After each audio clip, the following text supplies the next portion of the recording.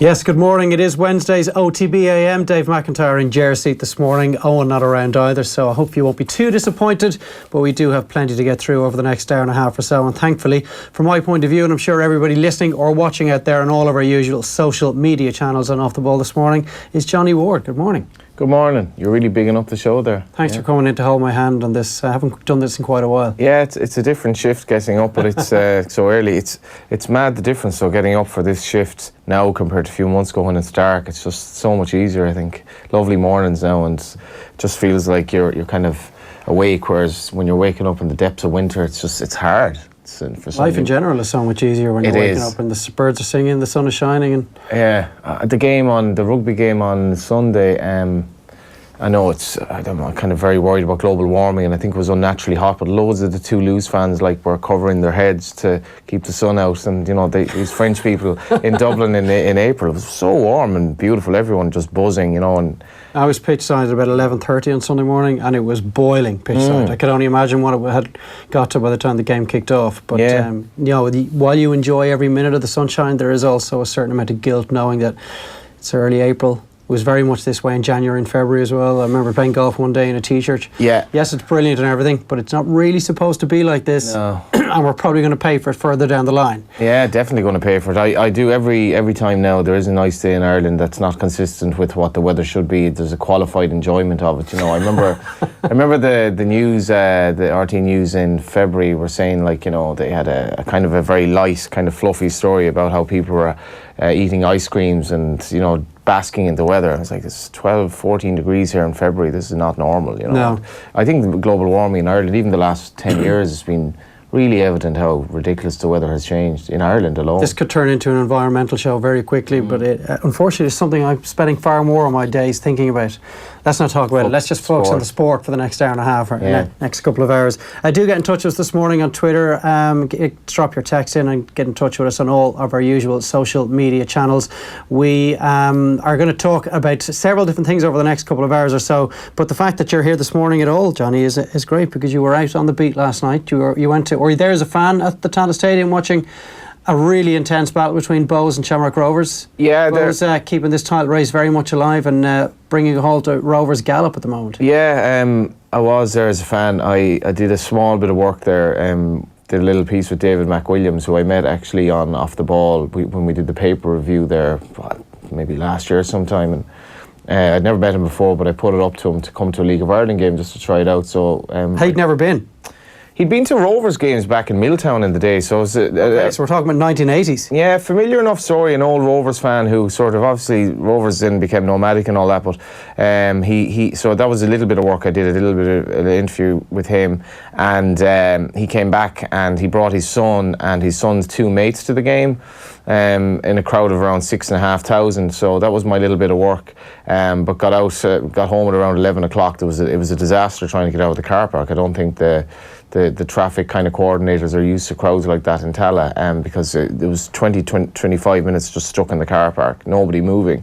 But that wouldn't take the gloss off what was a great occasion. A lot of who's who there as well. A certain Nathan Murphy was there as well, I believe. Nathan Murphy. And he's introducing his young fellas to the League of Ireland. The two eldest, yeah. One of them I think was wearing a Mo Salah top, but we'll forgive them that. Nathan really enjoyed it, and the two kids were there. I was just commenting on that last night on Twitter, and Dave McWilliams was making the point about how many mixed race kids he saw at the game, and there's obviously Mick McCarthy and Robbie Keane, and enjoyed the game as well. That was just a tweet I put up.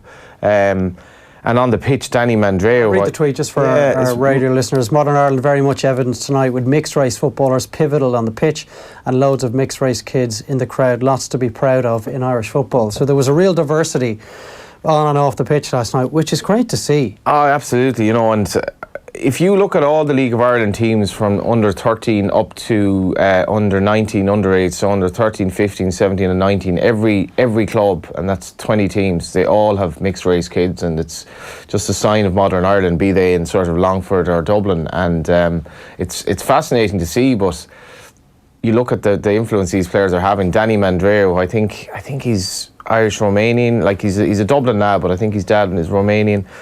He was absolutely outstanding last night and had a technical prowess that, dare I say, it was more what we would expect of somebody from sort of Romania than Dublin, because we don't really look on ourselves as technical footballers. But the likes of him are changing that, how we view ourselves. And if you look at some of the football played last night, I think the League of Ireland is in a great place, you know, despite the shambles the FAI has been, and trying to explain to Dave McWilliams that this is a league that basically functions despite there being no prize money and no TV money, and the fact that the FAI and the clubs have entered into an agreement where nobody really knows how much SSE or Tricity are even putting into the League of Ireland. Do you know? So it's marvellous the progress that has been made. A lot of issues in the game still, but last night was so enjoyable. 6,500 people there.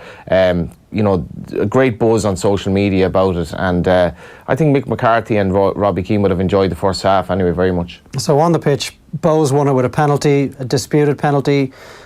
They are now 5 behind Rovers, who have played one more game than Bohs as well. It obviously opens things up for Dundalk, who have to play Rovers in the next few days also. So we're probably going to have a decent title race. Let's hear from the Bohs goal scorer, Dinny Corcoran, last night. He spoke after the game to our very own Jamie Moore. Just with Bohemians' goal scorer tonight, Dinny Corcoran. Dinny, the fans are still going crazy behind you with your manager. Have you ever experienced a derby like this in your life? No, I don't think so. I think this one was a bit extra special due to the league positions. I think we needed to close the gap on them. We couldn't let them get too far ahead, but they're still top of the league. We have a big match on Friday now. We can't enjoy it too much. We have to get the heads down and recover now for Friday. What did you make of the first 38 minutes with the 2 reds and your penalty save, and you managed to scramble in the rebound? Yeah, it's a bit crazy. The matches are usually kind of hectic enough. They're not really not much football played, but it's 2 sending off. So I thought Danny was showing goal. I'm not sure. I'd have to see them again, to be honest. And the second yellow for league race, I don't know whether it hit him in the face or the hand. I don't know now. So I'm not going to comment on them saying they were red cards, but obviously they changed the game and we had the numerical advantage. And we done well. We kept the ball well, made the move, and they didn't really look like creating too much other than set pieces. So yeah, happy with the performance. Talk us through the penalty. You missed it, but he just dropped the rebound right in front of you. Yeah, I was lucky enough because we got a penalty against him start of the season and I put it that place, so I kind of knew. I had a feeling he got it right away, but luckily it spilled me and I just had to tap it in, so delighted. That's Dinny Corcoran who got the winner against Rovers last night at the Tallaght Stadium. Briefly on this, are Bohs the real deal? Can they stay the course and really keep Rovers on their toes, or have Rovers shown too much quality over the last 12 weeks or so to suggest that the likes of Bohs are in a place to really go after them at this stage? I suppose it's a bit like Wikipedia when, you know, there's a story on Wikipedia about a story that's developing, and, you know, it's kind of pointed out to you at the top, this is a developing story and, you know, this is going to change rapidly. Well, Bohs are a bit like that because this is happening really fast. This is a team that shouldn't be anywhere near where it is, in the sense that many people would have predicted they might even struggle to stay in the division this season because of the changes they made. They lost their keeper Shane Supple, who would have been the best keeper in the league. They lost their 2 centre backs. They lost other players as well, and they've conceded, I don't think they've conceded a goal from open play. Connor Levinson, Danny Grant and Mandreo last night. I mean, Levinson and Mandreo in stages. And Mandreo was a bit of a blank canvas because he's played very little professional football. He scored an unbelievable goal at Belfield earlier in the season. And now all of a sudden people are looking at Bohs and saying, hang on a sec, are they actually title contenders? Because when you said at the start to show the gap to Dundalk, that's what's in my head, the Rovers Dundalk gap. I've said all season I think it's a 2-horse race, but you're looking at, I saw Bohs against UCD on Friday and UCD played them off the pitch for much of the first half, and you're like, well, I really expected Rovers to win the game last night, but Bohs at 11v11 I thought they were every bit as good as Rovers last night, and with the amount of young players they have, why aren't they title contenders? Why not? I think maybe as the season goes on, injuries to the likes of Dinny Corcoran might make them struggle, but at the moment they're not conceding goals anyway. And Keith Long and Trevor Crowley, now they're always put together as a double act, even though Keith Long is the manager and Crowley is the coach. What they've done with that team is just astounding. And I was at the Bohemians game the other night against UCD, who wouldn't traditionally bring any support to games. The atmosphere at Dalymount was just so warm. It really made you want to be there. And that club, whatever it has done, despite the fact that there isn't money, and in fact it's probably somewhat because there isn't money, it's almost like an Premier League or an anti-kind of real professional sort of attitude, maybe anti-modern football, in that it's real community-based. They do a lot of work with the community, and it just so happens that they have a brilliant managerial team that has put this little team together out of nowhere that are all of a sudden possibly title contenders. Fantastic experience in Phibsborough every time you go there, and they're going to sell out again on Friday night against Waterford. Yeah, Bows have done an awful lot of work away from the headlines of the first team over the last 12 to 18 months off the field and in the community, as you say, and it looks like it's reaping dividends for them now. Going to give you an opportunity now to get involved in this morning's competition every day this week to celebrate the launch of the new Liverpool 2019-2020 home shirt, which is dedicated to Bob Paisley. There it is there. We've got a jersey to give away every day on hashtag OTBAM. The new kit will be available for pre-order in store at the official LFC store in the Ilex Centre in Dublin, and it will be online from 9 a.m. on the 18th of April. So what's that? This, what day is today? 24th. So last week you had a week to get your hands on it already. So it's guaranteed for worldwide delivery on the launch day, which is the 9th of May, when it will also be available to purchase in store and online. Going to give you a look at it here. John, have you seen this yet?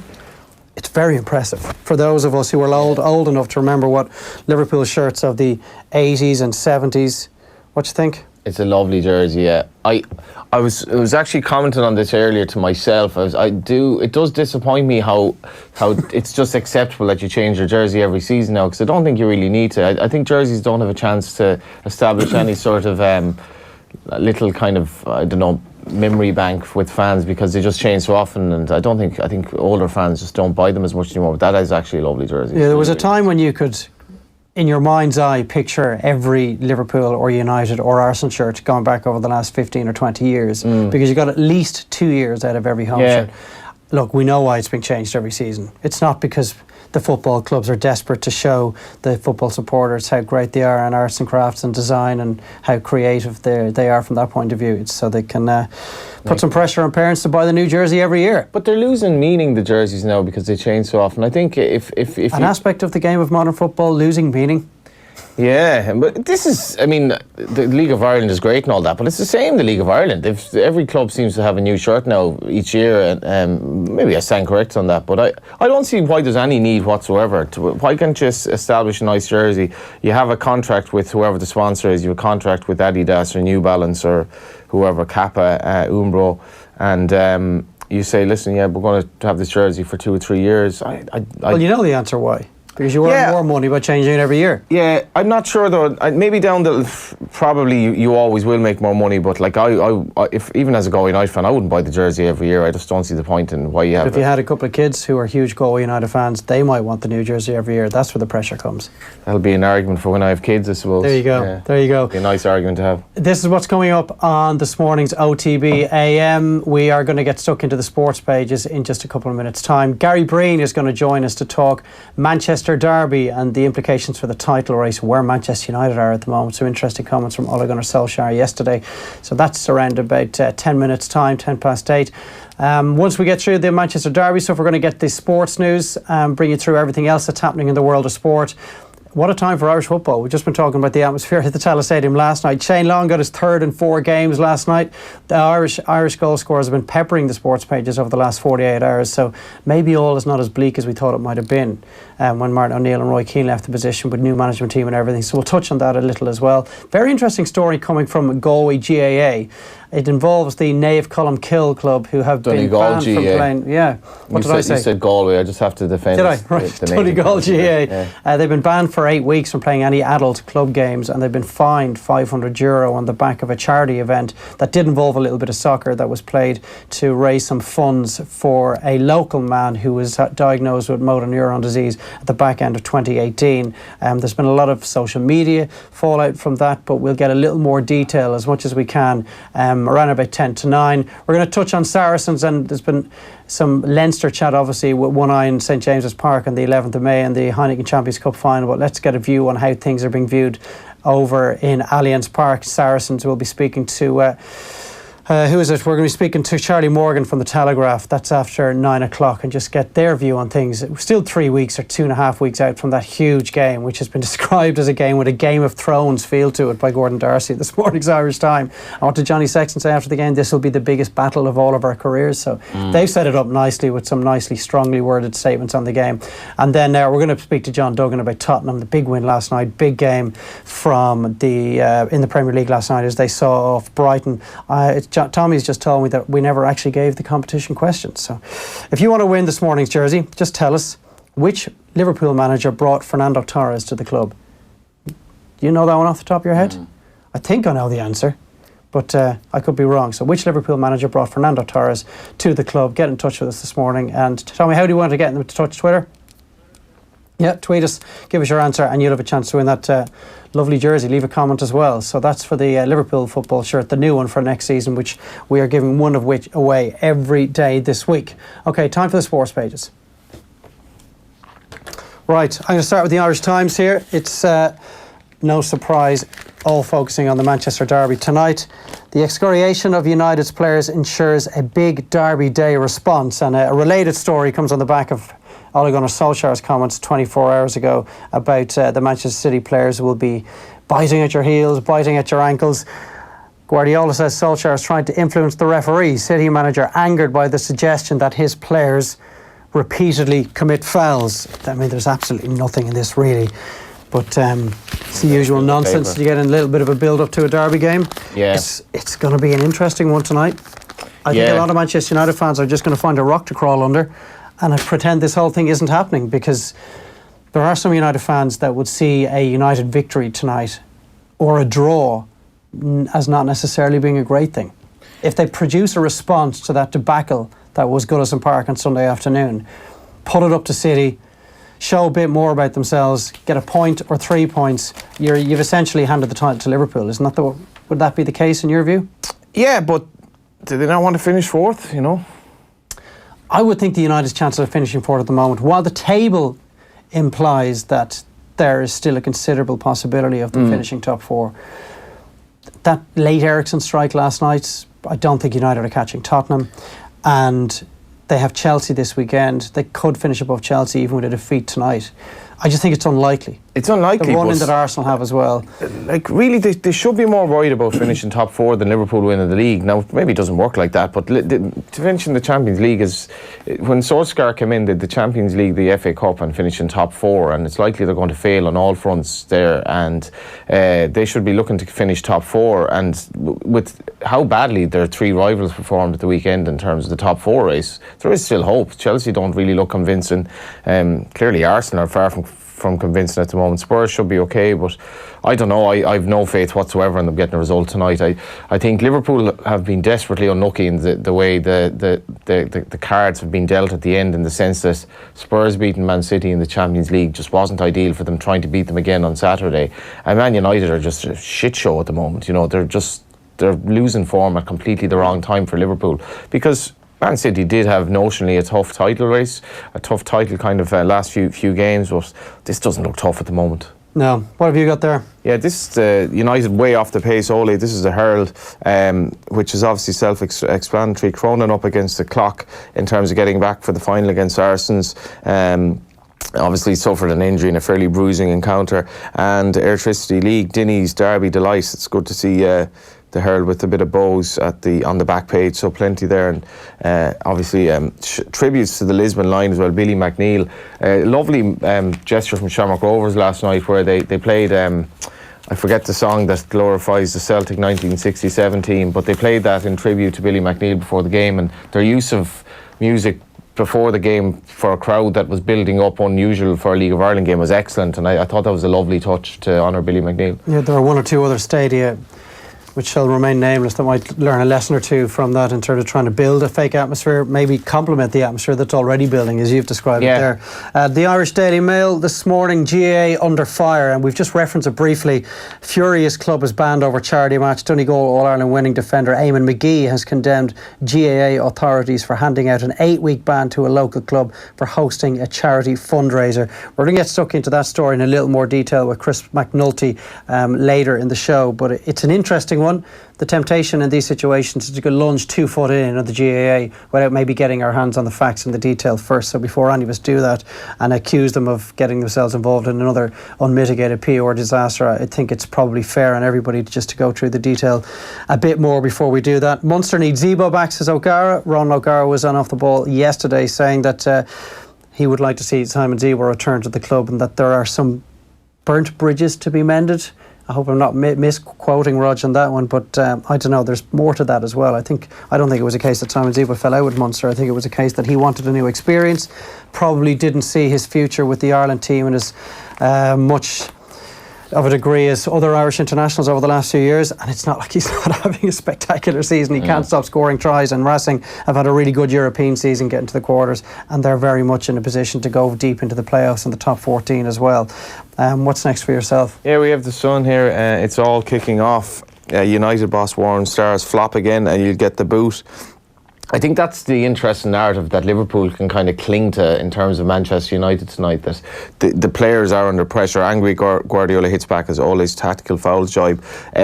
Just on that, I read an article yesterday in the Times, and basically I think the point of the article was there's literally, I think, one player Man United would be sad to see kind of go at the end of the season, and the rest they'd be like, nah. That being David De Gea? Rashford, actually. Rashford, right. And I think De Gea's form hasn't even been great over the last and I think with De Gea maybe they expected, but that's the only thing I think Liverpool have in their favour tonight, is that these players are sort of playing for their future, some of them. Now I think Solskjaer will have already decided that some of these lads are gone, definitely. If Pogba is in that or not is probably the main question, but that's the only thing they're going, because they shamed themselves against Everton and they have to produce a reaction. I'm just not sure the reaction will be anywhere near good enough. Well, you have to think if they get a fee of about 80 or 90 million for Paul Pogba and he wants to go, I'm not sure anyone at Manchester United would stand in his way, because it's surely get that, would they not, at the very least? You would imagine if it's Real, for example, that are coming calling, can probably get them to pay top dollar. At the back of the Racing Post, as big as it gets, City can take huge step towards title with victory at Old Trafford. We'll talk about this with Gary Breen in a few minutes, but you could make an argument that tonight is the title. Yeah, City win tonight, they're going to win the league. City don't win tonight, Liverpool are going to win the league. I expect the two teams are of such high quality. Liverpool have really found their feet again. They're playing very good football. All of their games over the last month, they've had to dig it out. Yeah, they've shown real title winning ability over the last month. I think they'll win out, and I think City win out. Yeah, it's been a hugely successful season for Liverpool regardless. You can't control stuff like how many points Man City get apart from the two games you play against them. If they finish on 97 points, I think it's way better than Man United's best ever tally when they won the league. I think it'll be more points than Liverpool have ever won in our lifetime. Yeah, and it's the prospect of them not winning the league is quite ridiculous. Fire on through the rest of them there, and we'll get stuck into all that. It's a successful season anyway. And the nasty neighbours, the Mirror Sports, Ole, they will snap at your ankles and kick you. The ref must watch it. Did he say that, Pep? I've never sent a player out to foul anyone. Z. And then on to the Times with Shane Long on the back. Cronin and Ruddock may miss cup final in relation to Leinster. Obviously the Shane Long story is something that we shouldn't underestimate as well. With McGoldrick being brilliant for Sheffield United the other day, Long is a reminder that he hasn't gone away, and FIFA has declined to comment about the prospect of appointing a normalisation committee to steer Irish football out of troubled waters from John Fallon. That's actually a very interesting story as well, where they're going in that regard. And that was the Mirror before that. Okay, this is the Daily Telegraph. Guardiola cries foul over Solskjaer, claims some more of the same nonsense really ahead of this game tonight. And Eriksen to the rescue. Brilliant strike from Christian Eriksen last night against Brighton. Late winner keeps Spurs on course for a top 4 finish, because again, another thing that maybe Arsenal fans, Chelsea fans, Manchester United fans would have been wary of over the last few weeks, given that Tottenham's league form started to totter a little. They got to a Champions League semi-final. There was the possibility Tottenham were going to finish 5th, and due to either a Chelsea, Arsenal or United, what Chelsea did to Tottenham in 2012 when Tottenham finished 4th and ended up not playing in the Champions League the following season. So that possibility has receded significantly after that victory over Brighton last night. Absolutely. Brighton still kind of just holding on in there. Obviously the Indo as well, I've got to give used to work for the Indo, and I know the work they would have done. John Moore has just left the Indo offices now. It was funny because I thought his print was all over this, getting that crucial, photo of the league race. Was it or not a handball? Back page, last knock-ons before the paper goes to print. Guardiola Keynes hits back at claims of strategic City fouling, and Rovers again hit by Gypsy Curse. Yeah, and finally for the papers here at the back of the Guardian, Guardiola hits back over Solskjaer and the foul claims. Let's not go into that anymore. And then Ericsson rocks Brighton. Houghton's men punished by Spurs while Long creates Premier League history with 7-second goal. There is a mention on to two of the big stories. One was covered on Off the Ball with Joe and Ken Doherty last night. Amateur hour, snooker shock as outsider Cahill. I assume it's Cahill? He's an amateur as well. He came through the qualifiers last week. It's quite brilliant. Held his nerve to beat Ronnie O'Sullivan, the world number 1 and the 5-time world champion, 10 frames to 8. And Billy McNeill, farewell to a Celtic legend who roared with the Lisbon Lions. The snooker one is interesting. It's a spectacular opening round. There's the Irish news as well for our viewers on offtheball.com. It was an honour to play for Billy McNeill, says Rogan. I mean, he is a legend of the club. The Lisbon Lions, there are not as many of them around now as there would have been. It's a big story every time one of them passes away because they achieve so much. And all that story about them all being born within 3 miles of Parkhead and what they had to overcome to go and win that championship and being the first British club to win the old European Cup.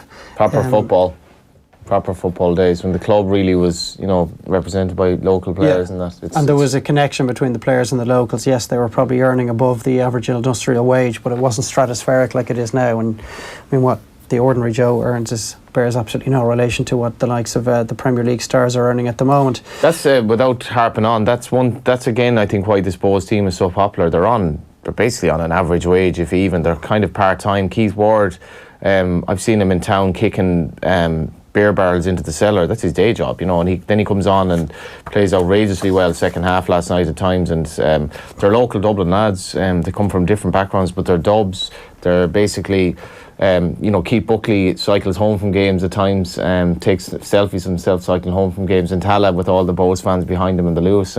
It's a lovely story, and it's kind of anomalous in football nowadays. Yeah, something very romantic about that. That is it for the sports page this morning. Just want to touch on a couple of those stories. I want to talk about the rugby injuries in a sec, but the Ronnie O'Sullivan one, it's a huge story, and it's a spectacular way to kick off the week or the 2-week spell at the Crucible, but at the same time, you've lost Ronnie O'Sullivan. I know, yeah. I was reading the Times had a great piece with Jimmy White yesterday, and Jimmy White was going on about playing Alex Higgins how much drink he'd have on him, and really old style snooker days. But he basically said down the piece, I fancy Ronnie to do it this year. And while I was reading this, he was actually losing out to an amateur, and the stars have definitely aligned now for some of the other players on the other side of the draw as well, or on that side of the draw rather, because it's in terms of trying to promote the game, it was a great story, but you want Ronnie there. Obviously, you definitely want Ronnie there. But it's a fascinating tournament this year. Yeah, for the casual snooker fan, they probably wouldn't have tuned in maybe until week 2, and you want to see Ronnie there. Now, I don't watch the snooker anywhere near as much as I used to, but I used to absolutely love Ronnie.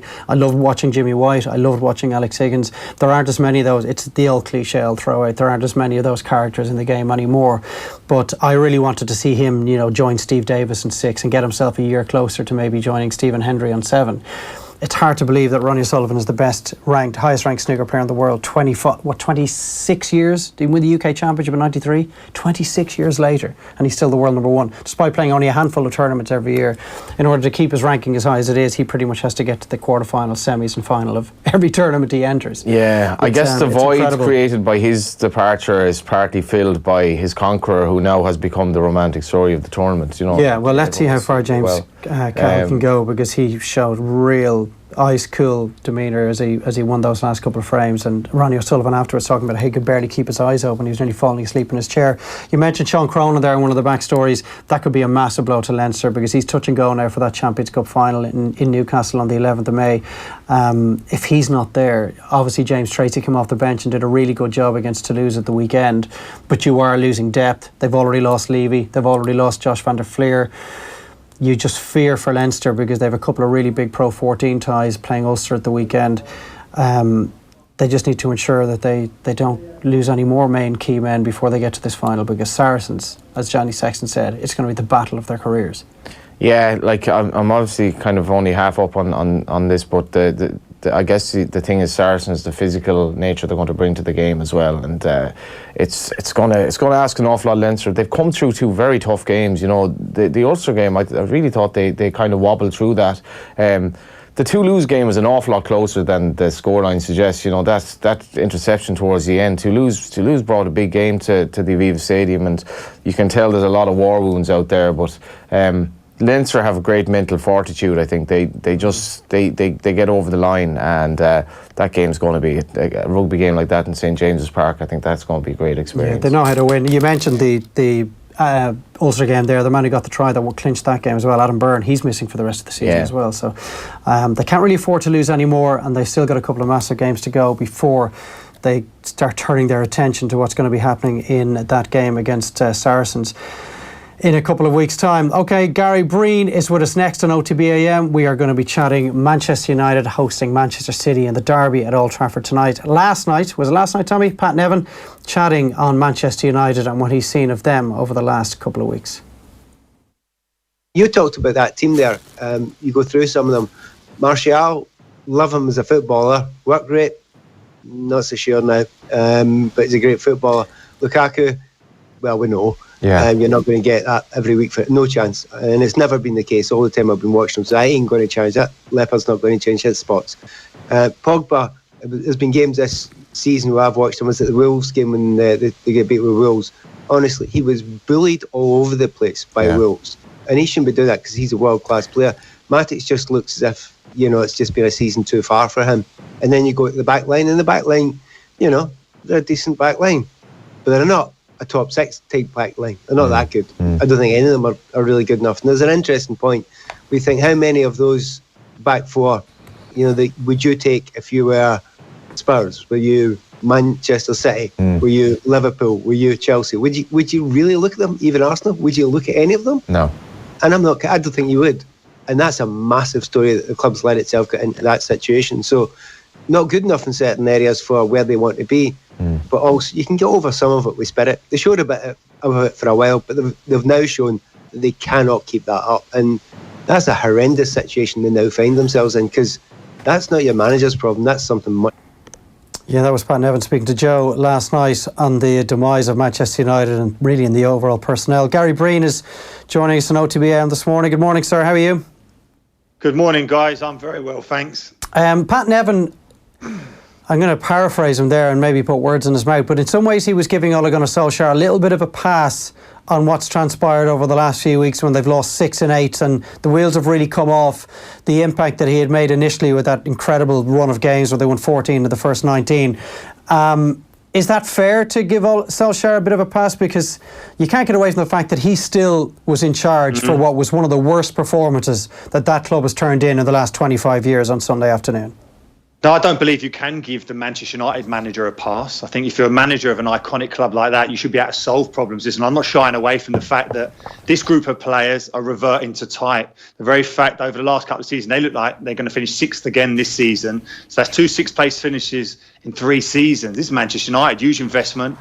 And I think the very fact now that they've got a cult figure in charge, they've got great tradition, that's not enough. Coupled with the money that they've invested, it's not enough. They're way behind the likes of Liverpool and Manchester City. And it has been interesting to lose 6 of the last 8 games.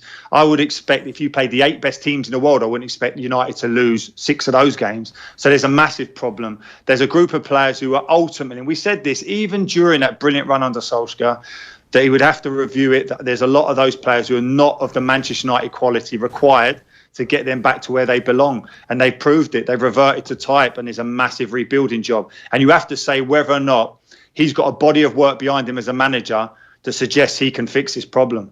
Why do you think, from you looking on at it, Gary, it has gone so badly wrong over the last few weeks? And yes, you know, 2 of those defeats have against Barcelona, 1 has been against Paris Saint-Germain. They've gone to Arsenal and lost, but at the same time they've lost twice to Wolves and they've lost to Everton as well. So you can't really write them off. What has happened? The effort that has been put in by the players is something that Gary Neville questioned in stark terms at the weekend. And that was one of the things that we saw a huge upturn in, the pressing game, the intensity that they brought to their games. As soon as Solskjaer got the job, they were like a different team. Why have they reverted to type? Whatever about the quality, whatever about the issues of the personnel at the back, you probably wouldn't pick any of that back 4 for a top 6 side. but it's the effort and the application that has reverted to type. How and why has that happened under Solskjaer? Because ultimately, this is what these players are about. They lack consistency. And when I always think about Manchester United players, there's been great players before who haven't excelled at United, haven't been able to cope, because you have to play week in, week out. You're the biggest show in town when you come along. You're the team everyone wants to be. There's this drive that you come from the other players that you have to perform, not only on the Saturday, but you hear the quotes now, people saying, you know, the stories of Manchester United saying that you're a Manchester United player 24 hours a day. And these players just can't cope with it. It's as simple as that. On their day, yeah, there's some fantastic players in that squad, but it's a lack of consistency. That's the big gulf, that they cannot do it week in, week out. And you say, why has it suddenly happened? It was inevitable it was going to happen, because this is the character of these players. And now everyone will say, listen, you can't question their ability. No, at times I can't. They are fantastically gifted technical players.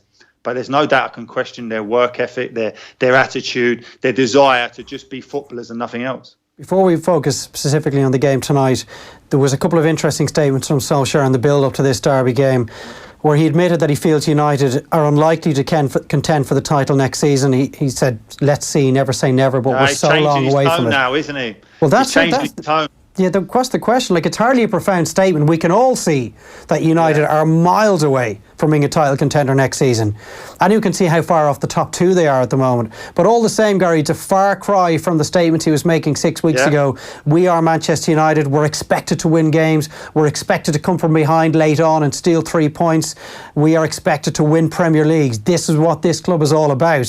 When he got the job originally, and now he's telling Manchester United fans, you know, don't be going into next season with any expectations. This is a long-term job. It's a very different Solskjaer now in terms of what he's saying to the supporters when he was making all the right noises just 6 weeks ago. It's very much like, you know, a party before an election, you know, and then they get voted in. It's like, nah, well, you know, we did promise that, but, you know, let's be honest, we don't have it. Listen, it's exactly that. And you say about he's changing in terms of his tone. Visibly, he's changing.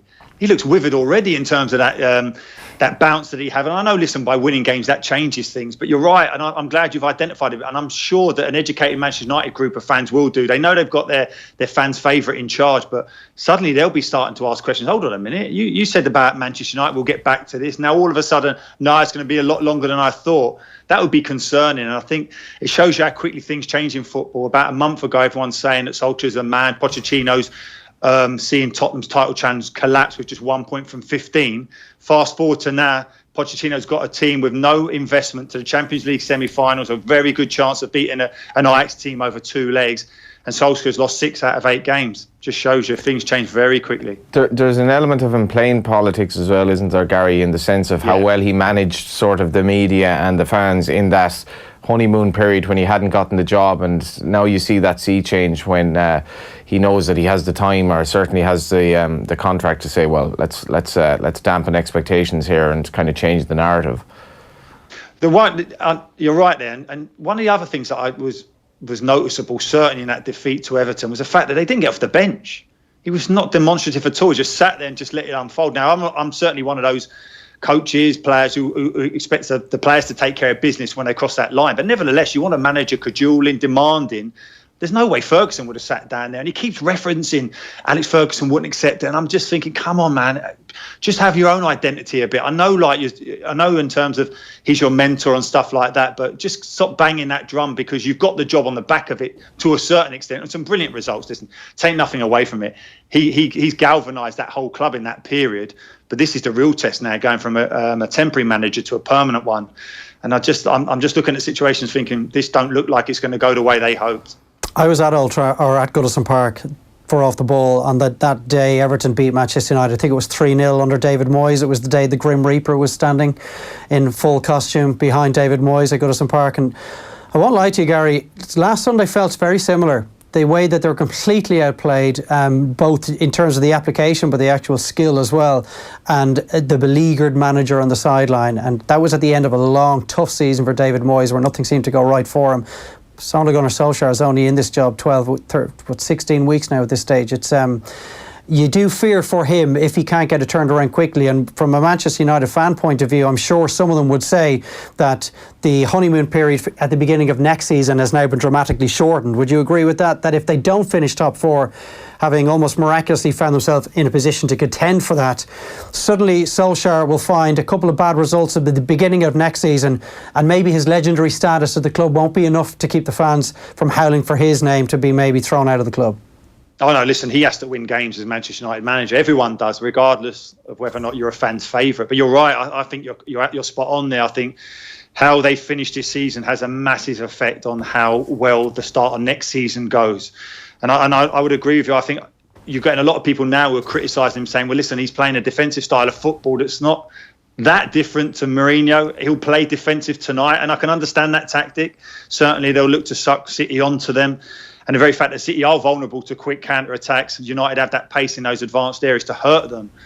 But even Van Gaal is saying now that he's playing Mourinho-style football. They're all having their little bit. There's no doubt Jose Mourinho's looking at this situation for Solskjaer and saying, listen, I told you about these players. This is what I've had to put up with, that you just can't rely on them. So it's a massive end of the season for Solskjaer. I think he'll want to finish on a positive. If he can get in that Champions League, that would be incredible in terms of the rebuild job they need to entice the top players back into United with Champions League football. But I think it's a huge game tonight. You see a kind of a mass purge of some of those players in the off-season, Gary? Yeah, without a doubt. And not just because Solskjaer coming in and these results, you have to ultimately say, and it doesn't take anyone to have to work with them day in, day out to know that they're not good enough to get Manchester United back to where they belong. That's challenging for the title. Pat Nevins always gives you really a good, honest appraisal of things. And the very fact that he said, how many of those players would you want? How many of those players would the top teams, Liverpool and City, want? There wouldn't be many of them. Well, one maybe two. Like, they did give Phil Jones a new 4-year contract. You wonder what the thinking is behind that, for example. I'm not just singling out Phil Jones, but it's an indication of the overall mindset of the hierarchy at Old Trafford. Several high-profile managers now have come and gone, and they've been unable to halt this slide since Ferguson left. Yes, they haven't been doing the best of jobs, Van Gaal and Mourinho in particular, but at the same time, the way the club has been run, you wonder when or if heads would roll as regards how the transfer policy has been put in place. They don't seem to be delivering in the academy anymore either. It's a club that is in dire need of a complete refit, but on the pitch and off it as well. An interesting one for you, Gary. We put a poll up on Twitter, as we love to do around these parts, and it was two Manchester United fans. Would you rather one of the three scenarios tonight, rising out of tonight's game? Lose and Liverpool's Premier League title aspirations pretty much gone, because you would expect City to get the job done after that. Win and pretty much hand the title to Liverpool, or draw, barely keep the top four alive, but you've scuppered City's chances of winning the title, and you've pretty much scuppered your top four chances as well. And the results, I don't know if they're surprising, but they're definitely interesting.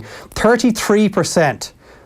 Exactly a third of Manchester United fans would rather see United lose tonight and Liverpool be out of the title race. In you could say, anything can happen, but almost certainly out of the title race. 46% want to see Manchester United win and hand Liverpool the title, but still be in a great position to finish in the top four. And 21% a draw, keep the top four alive, but at the same time, you're pretty much giving Liverpool the title. What are your thoughts on that, Gary? You're probably not surprised. It also should be shown here that you don't have to be a Manchester United fan to vote, and I think a lot of Liverpool fans have definitely voted in this. Hijacked the poll, because it's way more than 33%. It's like, it was a line that I read yesterday in the paper. It's like 95% of Liverpool or Man United fans would admit to you that they don't want Liverpool to win the title, and the other 5% are lying, basically. And that's that's what this is like. What do you think, Well, Gary? listen, I would have. That is exactly what I would have backed. That United do not want Liverpool to win this title. They're so precious in terms of the amount of Premier League titles. They're obviously at each other all the time over that. They're at each other in terms of European Cup wins.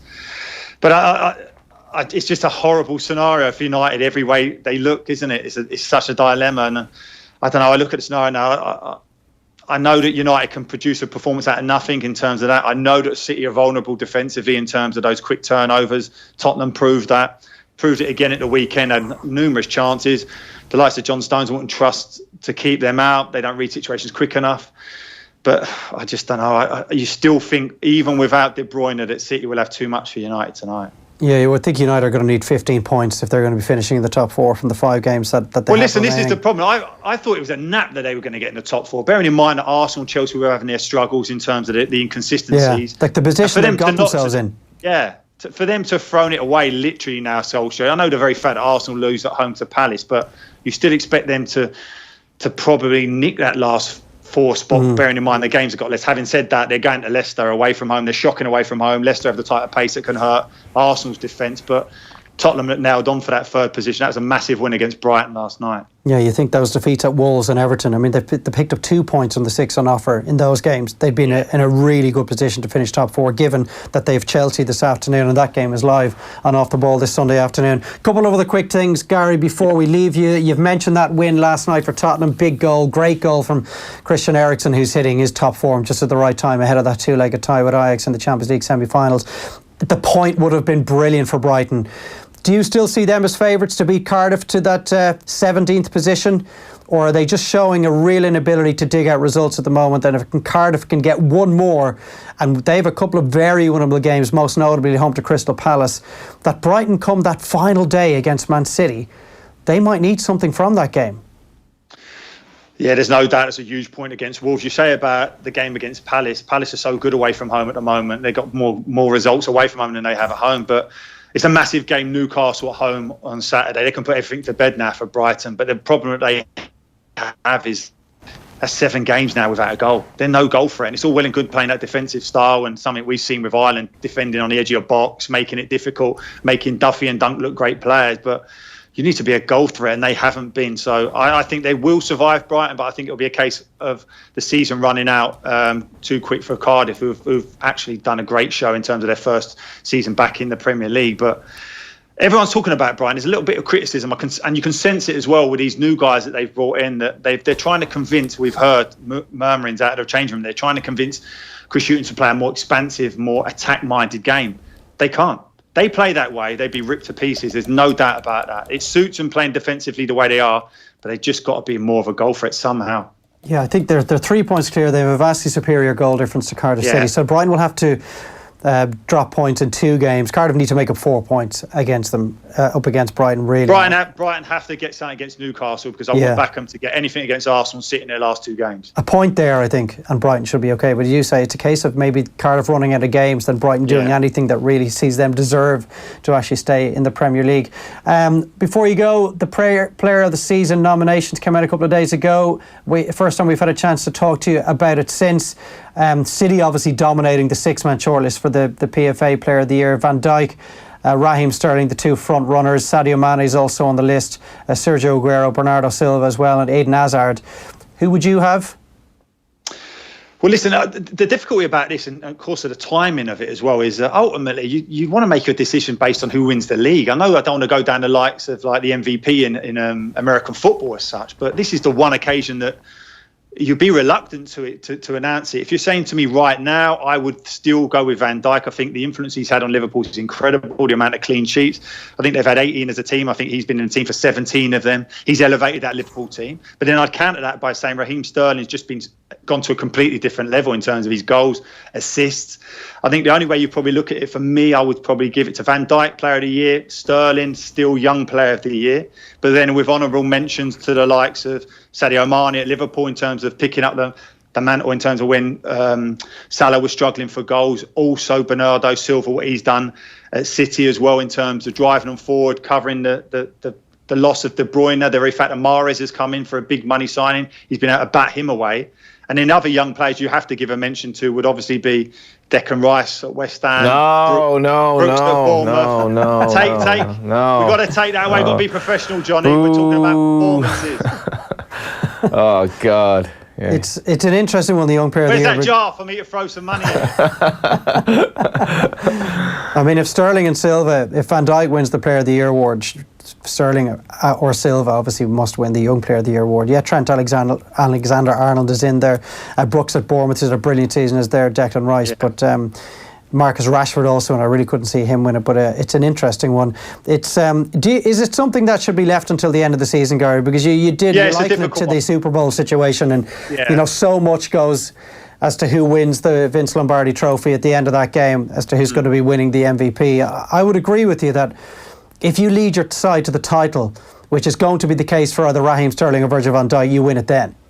Yeah, listen, in this instance, for these two particular teams, now I've seen other teams win the title, and I've still identified that someone had a better player of the year team performance over the season elsewhere. But in this instance, it seems so apt that we would have to wait in terms to see who was the definitive winner as such in terms of the teams, and I think it's a difficult one. The only problem is that when you're a player, you get these ballots sent out to you around February time, so you've got to make a decision February, beginning of March. There's still so much of the season to play, the business end of the season when it matters most. So more often than not, the timings of these is based on when the vote is actually done.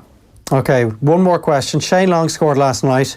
It's his third in 4 games. I think it's as good a run of form goal-scoring wise as Shane Long has been. Certainly going back to his Reading days and maybe going back to his very first days in the Premier League. Jeff Hendrick, brilliant volley against Chelsea Monday night. We've seen the Sheffield United boys go brilliant in front of goal. Conor Howard's thrown in a couple of absolute purrs in this incredible run that Aston Villa have been on. I don't know if you heard Johnny waxing lyrical about the atmosphere, the quality of the football at the Tallaght Stadium last night. We've had 2 UCD starlets earning trials with Manchester City, new management team in place, 2 wins from 2 in the Euro 2020 qualifiers. Irish football, Gary, has never been in better health than it is right now. Well, certainly not over the last 2 years, it hasn't, no, but long may it continue. What about Shane Long? I mean, this is perfect timing for our point of view going into those June games. He's been missing both with injury, and when he has been playing, he's really struggled to score goals for us. We wonder where the goals are coming from. It would leave you feeling very optimistic given the form of the likes of McGoldrick, Shane Long, Conor Howard, the return to form to Seamus Coleman as well, going into these matches, and then into the autumn when Mick McCarthy's fate as Ireland manager in this campaign will be decided. Well, listen, it's great in terms of Shane Long. He's had a tough time as such, and it was a typical goal of his last night in terms of his work, his endeavour to close it down, and then what a brilliant finish as well. He talked about Ben Foster having been with him at West Brom, how good he is at spreading himself, but that little dink finish was brilliant. So his confidence will be high. There's no doubt Hassan Hüttl going into Southampton's had a big bearing on him and a lot of other Southampton players. But yeah, you're right. There's a lot of confidence going into it, into the summer, and I'll look forward to those games now. They're always difficult games because there's a big lull, normally 3 or 4 weeks between playing. It looks like those Sheffield United guys now will get automatic promotion as opposed to going through the playoffs. So it does bode well, and I'm delighted to see it. Call that game tonight. Give us a result. 2-1 City. And then City to win the league. I know everyone's saying win this game, but I think Burnley is a tough game. I think it's a tough game for them. It will test them, but I think if they can get past United tonight, then I think it's there for them, no doubt. Okay, Gary, brilliant as always. Thanks a million. Thanks, guys. Have a good day. See you, Gary. Gary Breen on the Manchester Derby tonight. I did feel before the Tottenham game that it was a 5-day title race. If City beat Tottenham and Man U, they're going to win the league. Yes, Burnley, they're safe now. They've nothing to play for, really. But it's such an awkward spot to go up and play in, and Burnley would love to turn City over. I just don't see them slipping up. No, I wouldn't underestimate Newcastle against Liverpool in St James's Park. I think Newcastle are in good nick at the moment now. Again, does Rafa really want Newcastle to beat Liverpool? But I could see Newcastle putting it up to Liverpool. I just don't see Man City not winning their games. And I have no faith in Man United whatsoever tonight, and really hope I'm wrong. Have to attend, sounds like a bit of a chore now, have to attend an off-the-ball racing Punchestown gathering tonight at the Alexander Hotel. But a few people will have their eyes on what's going on in the game. Yeah. I wouldn't have much interest in knowing what the score is. I have no faith in Man United getting anything out of the game tonight.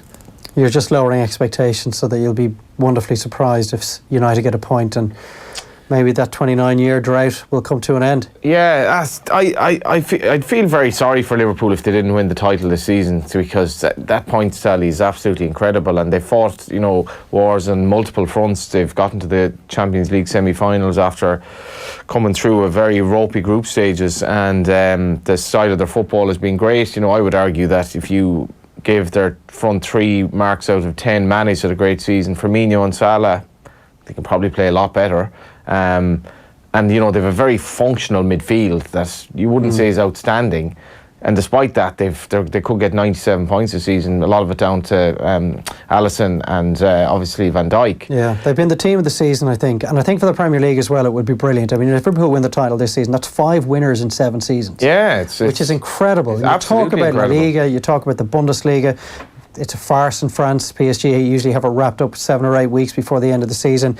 Between United, City, Liverpool, Chelsea and Leicester, if Liverpool were to win the title this season, 5 and 7 is unprecedented. I don't think people appreciate how competitive the Premier League is at the moment. You've got 4 teams looking for 2 spots in the top 6. Yes, relegation looks like it's probably going to be decided maybe 2 or 3 weeks before the end of the season, but unless Cardiff can pull out a couple of big victories. But it's going to be a really exciting next few weeks. But I mean, to have 5 and 7 would be something else. I'm going to give you an opportunity to get involved in our Leia competition this morning. We've teamed up with Leia Healthcare, the official health and wellbeing partner to Leinster Rugby, to launch Wellbeing Wednesday. For the past 7 weeks or so, one lucky winner each week has won a blue book voucher worth €250 for their very own wellbeing retreat. We're picking out our 8th winner today, and then our final blue book winner next week. Then all 9 winners will then go into a draw, and one of you will receive a Leia Healthcare wellbeing hamper and a Leinster season ticket for the 2019-2020 season. To enter, simply answer this question: who did Leinster beat in the 2014 Pro 12 final? It's a tough enough question, but we will give you a hint. It was Brian O'Driscoll's final game for the province. I can't think of it off the top of my head. I'd have to have a think about it. Send us your answer on any of our OTB social channels and make sure you use the hashtag It's Good to Live. So that's our Leia Healthcare competition. Who did Leinster beat in the 2014 Pro 12 final? Okay, it is 8:41 on Wednesday morning on OTB AM, whether you're listening to us in the old school form, radio on OTB.com, offtheball.com, or you're watching us here on any of our social media channels. This is OTB AM, the Sports Breakfast Show from Off the Ball. Phil Egan is going to pop into us next, but first, here's Ken Doherty chatting to Joe about Ronnie O'Sullivan crashing out at the Crucible yesterday. This is not only probably in snooker, but one of the biggest shocks in sport. I mean, you had Ronnie O'Sullivan, probably the best QS that's ever played the game, best player, and after the season that he's had, winning 5 tournaments out of I think he's only played in 10 tournaments this year, so he's coming in with overwhelming favour for the tournament, never mind with the first round match. It wasn't a foregone conclusion like everybody thought it was going to be, because with Ronnie O'Sullivan, you just never know. In the first session, he was like terrible, you know. It was like that. He was treating the match like an exhibition. Don't know how ill he was. He said he had a bit of a virus. Looked like he hadn't got a lot of sleep, but he played really very, very loosely, very casual, and James Cahill didn't balk at the opportunity. He grabbed the situation with both hands, and he played superbly well at the end. He didn't look well in the chair, but even if you're not well, you know, we've all played when we haven't been well, the viruses and stuff like that. But it's not that. It's just the attitude when you're playing the game itself and the application of playing the right shots and not sort of treating it as like a sort of an exhibition match. You're playing in the World Championships, you know. You don't go for ridiculous shots and just treat it like it doesn't matter whether they go in or not. That would be my assumption of the way he played in that first session. Right. And maybe he just sometimes with Ronnie, he's just not up for the fight, you know, and he just didn't look up for the fight, and maybe because of his health, maybe because he felt very, very unwell, and that's his prerogative, you know. And does it appear to be, I don't know if you've spoken to him about it, is chasing the Henry world title record a big motivation for him? I would say that's his only motivation now, you know. Right. I would say that is that's all he wants to now achieve before he eventually retires. Yeah, that was Ken Doherty chatting to Joe about Ronnie O'Sullivan's demise in Sheffield yesterday. Phil Egan has joined us for this morning's Sports News. Good morning. Morning, lads. On Ronnie, I know you're a snooker fan. I don't think Ronnie O'Sullivan gives 2 hoots as to whether or not he reaches 7 Crucible world titles and joins Stephen Hendry on that mark. I certainly don't think that is something that remotely keeps Ronnie O'Sullivan awake at night. No, I've never really seen a player that kind of almost criticises his own sport so much. You know, he wins tournaments. He's famously won tournaments and almost belittles the sport as he's picking up the check, saying, you know, I needed the check because the kids' school is quite expensive. And then his interview after, he was quite downbeat, low energy. Now I know he does a lot of running. I'm wondering, did he just do too much running before the lead up to the tournament? Yeah, he said he wasn't feeling well. He couldn't quite put his finger on what it was. He tried to cut his hair even in between sessions. It didn't work for him. Yeah, Ken kind of hit the nail on the head there. Sometimes you just wonder if Ronnie's up for the fight at all, and you just don't really know what sort of headspace he's in when he comes. And as Ronnie himself said yesterday, the Crucible is a marathon. We've seen players really struggle mentally. I remember Graham Dott, who has suffered in that regard over the last few years. He's a former champion, talking about what it does to you mentally, those 2 weeks, the grind of the sessions, and the 35 frame matches in the semis and the finals. And if you're not physically and mentally at the very top of your game, you're not going to survive there. Now, when you think back to Ronnie when he lost that final to Selby, he was in unbelievable form, but Selby ground him down. And that's what Selby's brilliant as a match player of doing that. He has that. He has mental toughness that he can do it, but it's just put the draw wide open. I'd say a few people perked up when they heard Ronnie was gone. 8-all.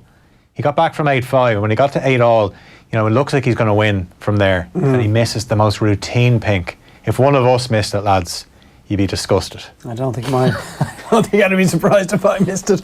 The big thing is that he's no longer in the tournament for me, and I probably won't watch any of the snooker over the next fortnight because Ronnie's not there. No, there'll be some good matches. I have this debate with my mates at times about snooker. It's kind of a philosophical debate, but it's also just a debate on how good you would be at snooker, because we all play pool and after a few pints, whatever, and it's grand. But then you go to the snooker table and you're like, oh, here, this is huge. So consider the scenario, right? You're playing like one of the pros. The black is basically in the black position, the white ball, the black's the only ball left, and you're 8 points up, right? And the black is the only ball left, and you're playing a professional, and he's taking the white off the cushion. He's to hit the black. So all you have to do is keep hitting the black.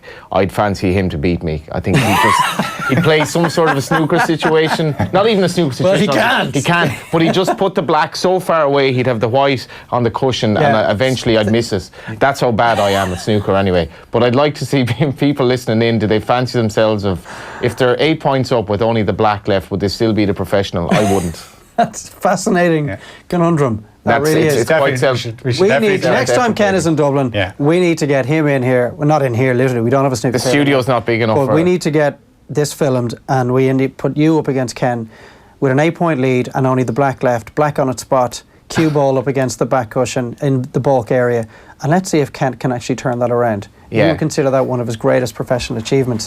Phil, where are you going? Okay, we're going to start with the Dublin Derby. Almost 6,500 were in Tala last night. Cracking atmosphere. Bohemians have done it again. They toppled Shamrock Rovers. They've won 6 of their last 7 against Rovers. A 1-0 win. All the talking points came in the first half. Rovers had Trevor Clark and Lee Grace sent off in that first half.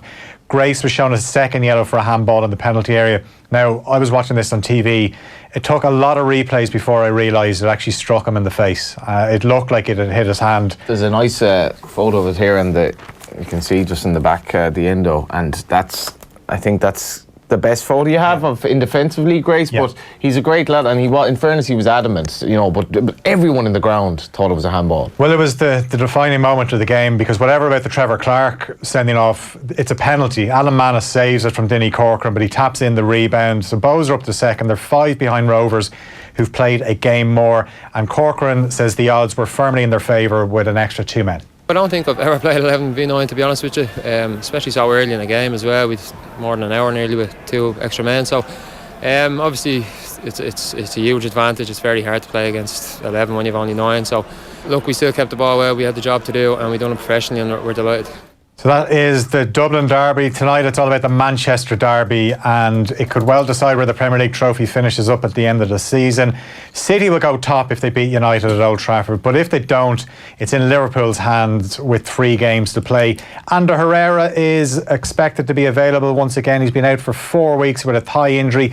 Luke Shaw returns from suspension. No Kevin De Bruyne for City. United have lost 6 of their last 8 games. They were beaten 4-0 by Everton on Sunday, but manager Ole Gunnar Solskjaer thinks this game is actually an ideal one to bounce back. That's the best game we could ask for now. With players hurt, the City game is the perfect one. There's no hiding place on the pitch. I've said it so many times, and our fans, they will back you as long as you give that effort. And against the City side, that's been very, very good. We've got to turn up. That game kicks off at 8 o'clock. Arsenal are away to Wolves at 7:45. A draw would actually be enough for Arsenal to move back up to 4th place. They've only won 6 away games in the league all season. Tottenham have a 3-point lead in 3rd place thanks to their 1-0 win at home to Brighton. Christian Eriksen with the goal in the 88th minute. Shane Long is on fire. Officially, he's on fire again. The last time I can remember Shane Long being on fire was before the Euros, and Irish fans were singing Shane Long's on fire at the Euros, but he didn't score.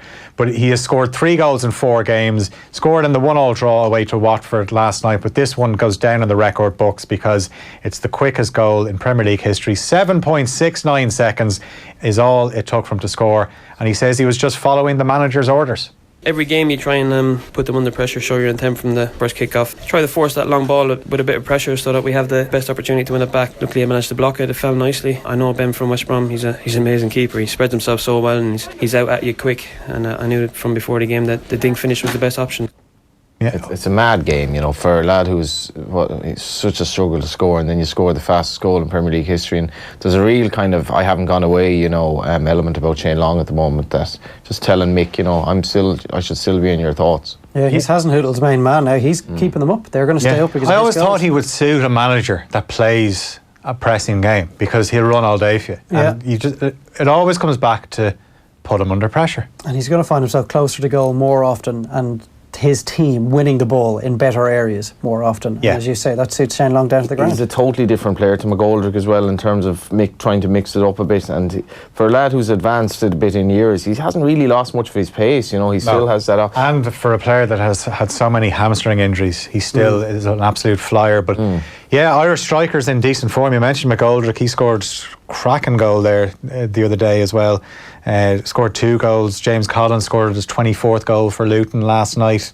And dare I say it, Leeds have blown it at this stage by the looks of it. And Sheffield United really should be in the Premier League next season. Which is they're 3 points clear.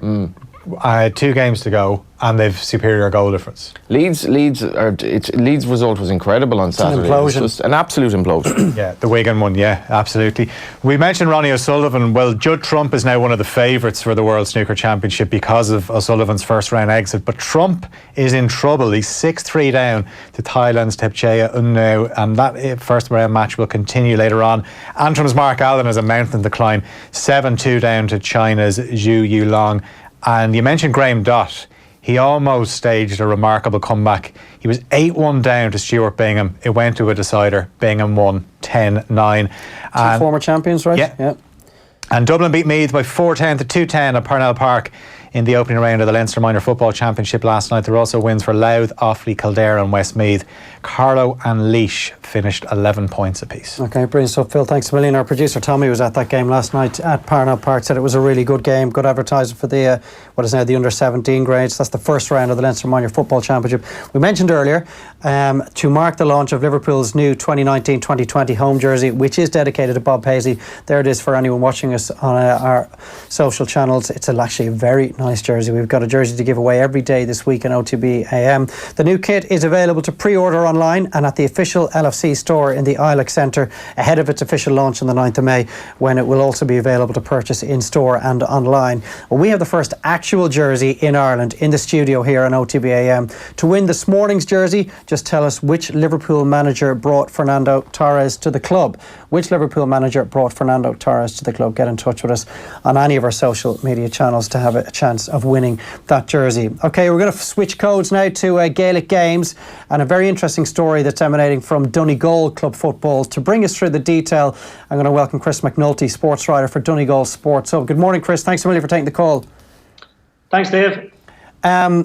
I said earlier that when we get these sort of PR issues, that the tendency for a lot of people is to immediately launch two-footed into the GAA, try and throw it into the same category as the Liam Miller game situation down in Cork, to the Newbridge or Nowhere situation. So I think it's probably good that we get the detail. Naomh Colmcille, which we should say is your local club up in Donegal, they're at the centre of a situation whereby they have been banned from staging adult games for 8 weeks. They've been fined €500 for breaching Rule 6.40 of the GAA codebook, which basically says you cannot play any unauthorised tournaments. What happened was there was a charity event launched for a local man who was diagnosed with motor neuron disease late in 2018. A game of football, a game of seven-a-side broke out on one of the Naomh Colmcille pitches. Let me know if there are any inaccuracies there, and have I summed up the situation?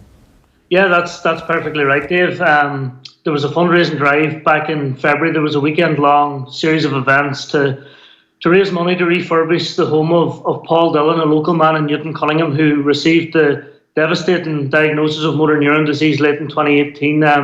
Guy who's at the hub of the community, who was at the heart of the GAA club for a long number of years, has coached so many of us back in our underage days, back in the 90s, from really the rebirth of the club in the mid-1990s. Paul Dillon was at the centre of it. So as part of this weekend-long fundraising drive, there was a tournament organised, I should say, by an independent local committee headed up by the local councillor Paul Canning, who sought permission from the GAA club to use their facilities at Park Colmcille as part of the fundraiser. And the club, I suppose, sought permission initially from Croke Park and were turned down late in that week, and sought also, I believe, permission from the Donegal County Board and were turned down also.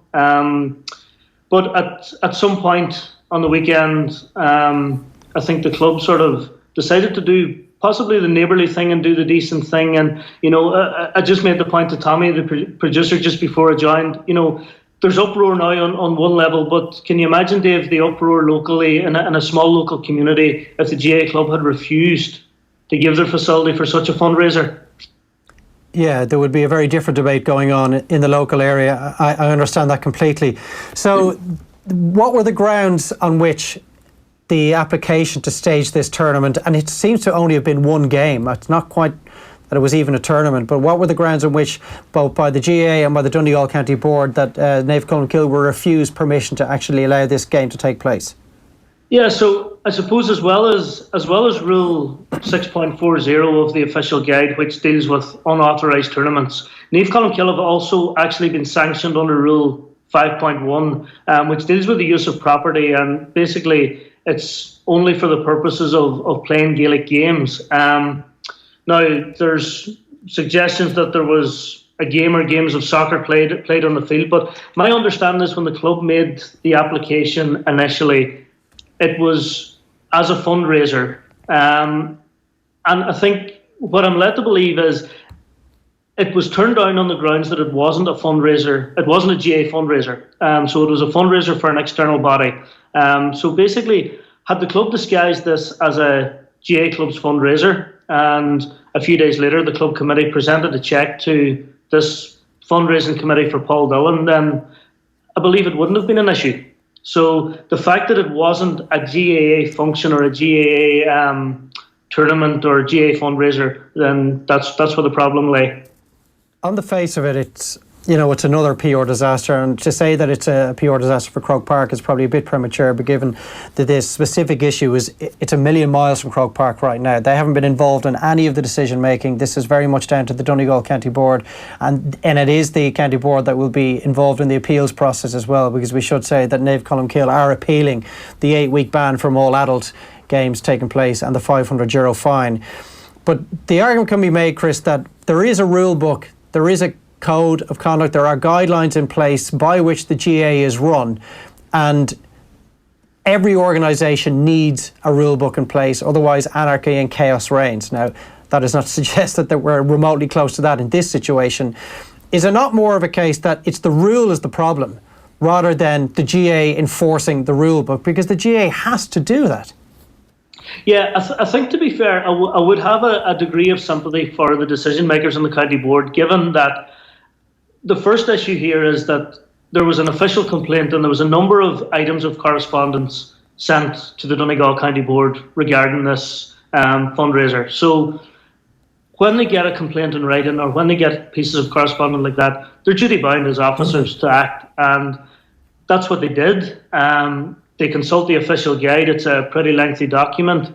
The rules are there in black and white. I suppose the issue maybe that certain people have here is that if we go back to February and around about the same time as this fundraiser was happening, annual Congress was taking place, and the rules were changed somewhat following the Liam Miller debacle in Cork, whereby county grounds can now host non-Gaelic Games events or non-Gaelic Games functions, but that rule change doesn't go down to club level, so it doesn't cover the likes of Park Columkill and Newton Cunningham to do similar as, you know, the Liam Miller function or the Liam Miller game in Park Equive, which was on a bigger scale, but I suppose along the same principles and along the same lines. It was a fundraiser for, you know, for a certain cause.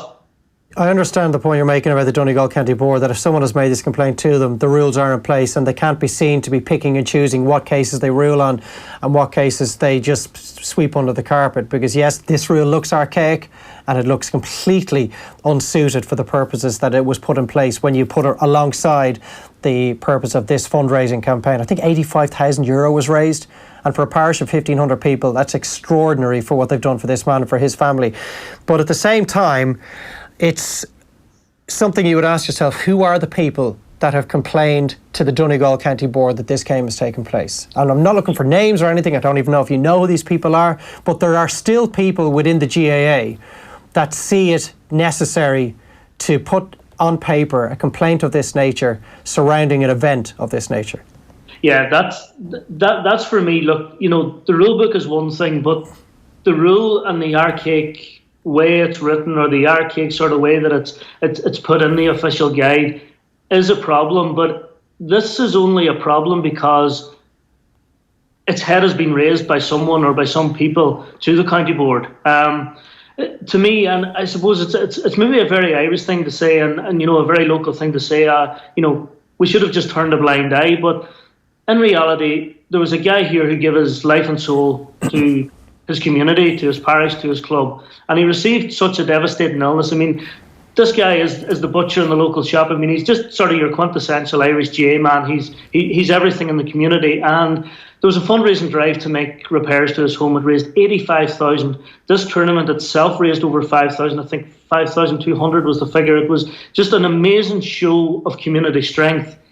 And now the unfortunate thing about it is we've got this man, Paul Dillon, who we're talking about and whose name is in headlines this morning for all the wrong reasons. I mean, this guy is going through a tough enough battle, but now his name has been sort of by association dragged through by this unnecessary complaint. I would suggest, look, you know, again, I go back, the rules are there, the rules are quite clear, but there's sometimes maybe the unwritten rule of common sense should probably come into play. I don't think the GAA should be totally vilified on this, you know, because the GAA... well, that's if we know that this was not initiated, that the whole process was not initiated, Chris, by the Donegal County Board. Yeah, yeah. Like if this was an external complaint, if this was someone from Naomh Columkill or somebody that was at the game, a member of the public, it's a different story. Do we know whether it was the process was initiated in that manner, Chris, or was it the Donegal County Board and their disciplinary committees themselves that decided something needed to be put in motion here? No, my information, Dave, is that the Donegal County Board acted on a complaint or complaints. Okay. So that goes to your point, Johnny. Yeah, and in fairness, Chris, you know, whoever made the complaint, what his or her motivation is for this is kind of questionable at best. But you look at the FAI over the last month or so, and as archaic as the GAA is, it's a very democratic process. It has its flaws. It's probably belongs to another era in ways, but there's certainly an element of a lot of football people out there who will be slating the dinosaur that is the GAA this morning on the basis of this. But be very careful what you wish for, and look what the FAI has done, and the GAA has an awful lot to be proud of, and shouldn't be, I think, vilified for trying to stick by the rules, as archaic as they might be. Yeah, it reminds me of the complaint that was made to the Garda Síochána on the back of the blasphemy that surrounded Stephen Fry at the time, where it was clearly a complaint. On that occasion, I think that was almost done tongue-in-cheek in a bid to actually just show publicly how archaic a law it was. But the Gardaí, they had to question Stephen Fry. They were left in no... They couldn't just decide, well, we deal with some complaints, we don't deal with others. They were duty-bound to see that process through to the end. And that's probably the situation with the Donegal County Board here. And without wishing to preempt the outcome of the appeal, Chris, do they have grounds on which they can appeal this? I'm sure there are people working for the club. Maybe there will be people acting as some sort of an intermediary in between as well to try and get the outcome that resembles common sense as closely as possible once this process has reached its conclusion.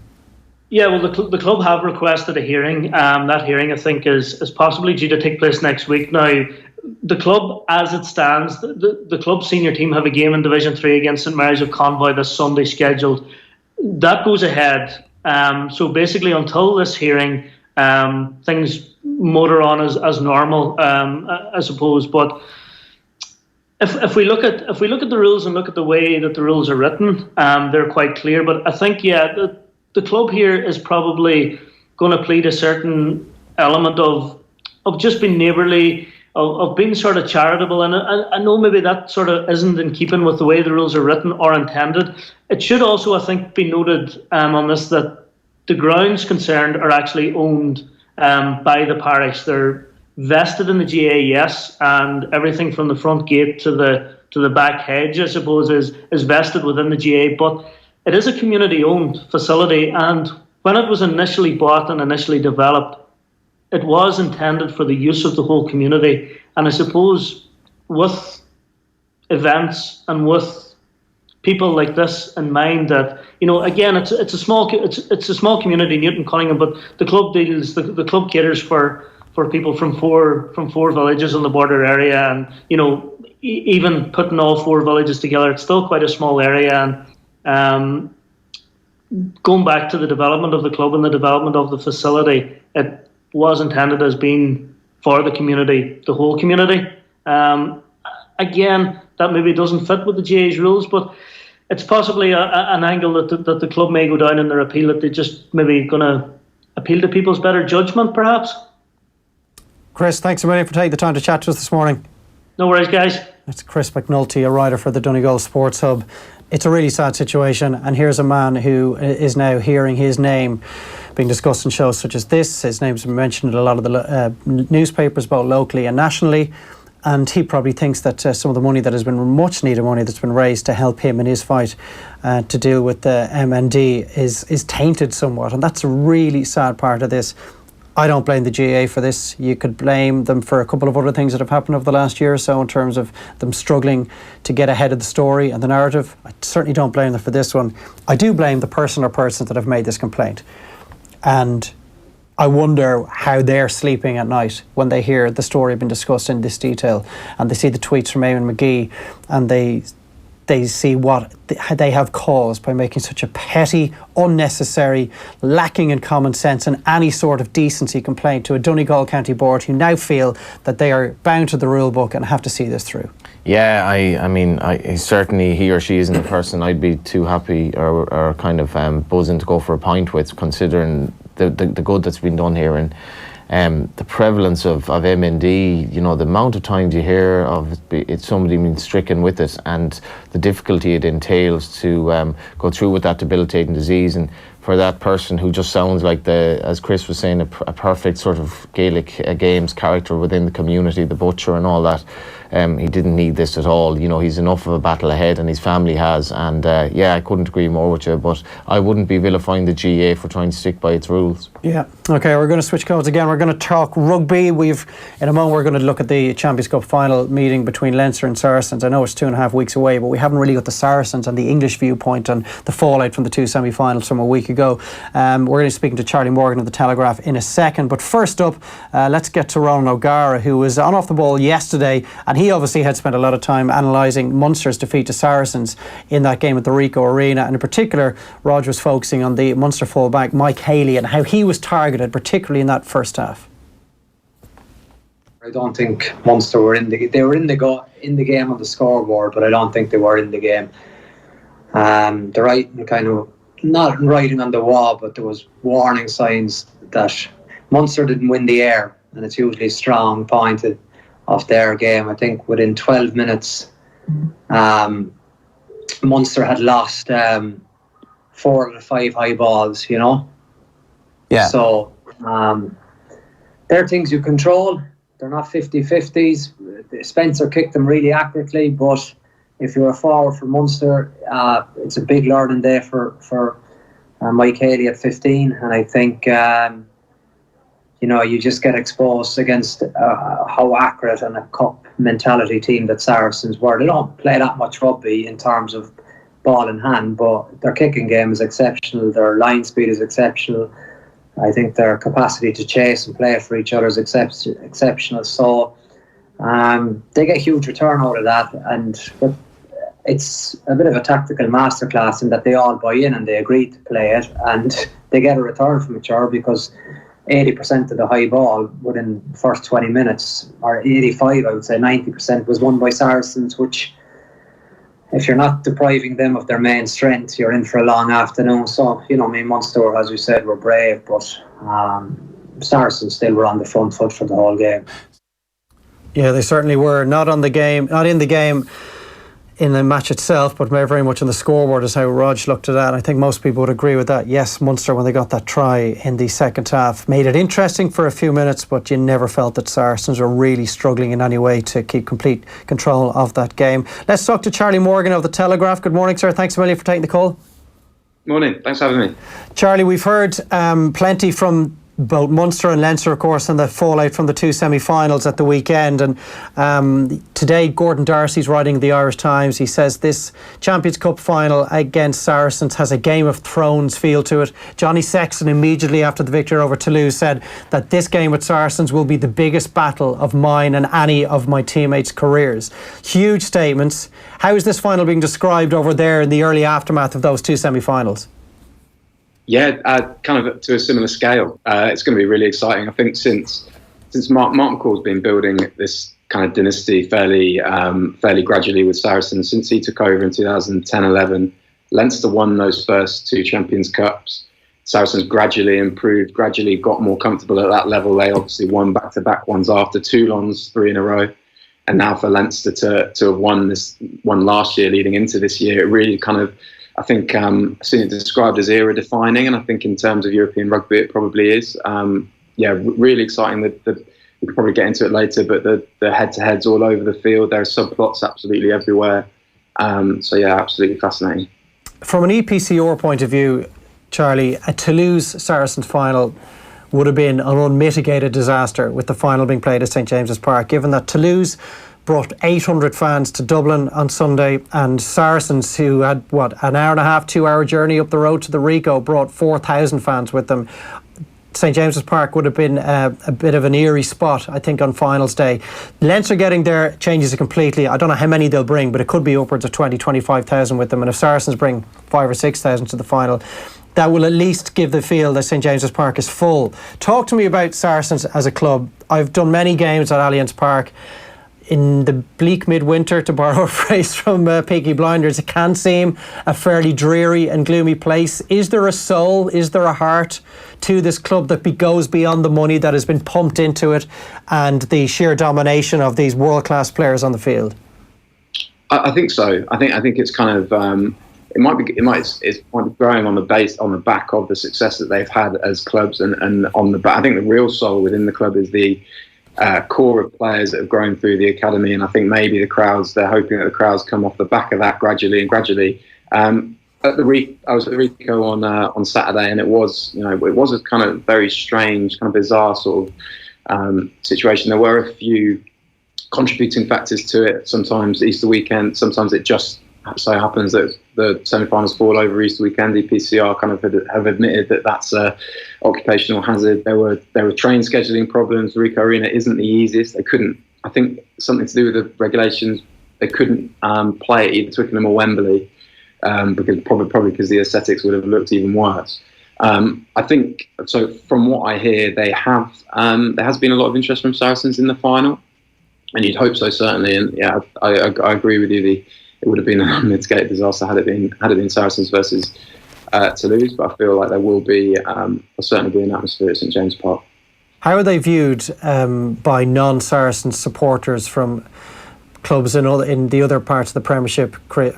Charlie, are they looked down upon as a side that have just bought their way to the success that they've enjoyed over the last decade or so? They don't necessarily have the tradition of a Leicester or a Wasps or a London Irish or a Harlequins even, for example.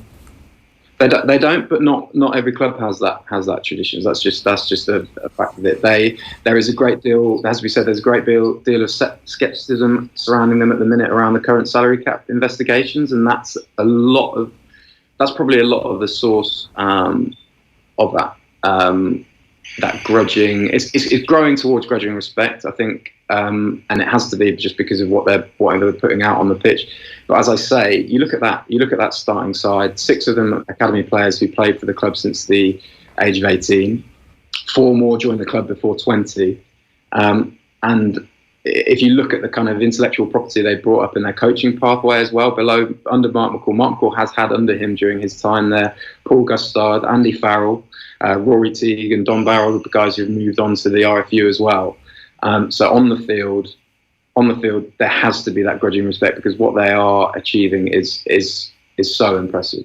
So let's look at the situation on the field, because it has all the ingredients of being a real classic Heineken Champions Cup final. There was a few observations that stemmed from the win over Munster around the illegality or otherwise of some of the manners in which Saracens maybe played the offside line, played the breakdown, targeting certain Munster players in the air. You could all look at it that they're breaking the rules and they aren't being policed properly, or you could also look at them as being the master of the dark arts, and they have the nous and the ability and the know-how to be able to play the game and push the laws as far as they possibly can without finding themselves in hot water. And that is the way that New Zealand have been playing for the last 50 years. Munster, when they were winning Heineken Cups in 06 and 08, they certainly knew how to play the referee, the laws of the game as well, and knew exactly how far to push things. So I don't think it's necessarily something that can be fired at Saracens in a negative way. You'd be crazy to go into a game against a team with Tug Byrne and with Peter O'Mahony in the side and not be hugely aggressive and not overtly target those players. I think, if you throw into the mix, if you slow down a modern breakdown and look at it in slow motion, there will be 3 or 4 offences on either side.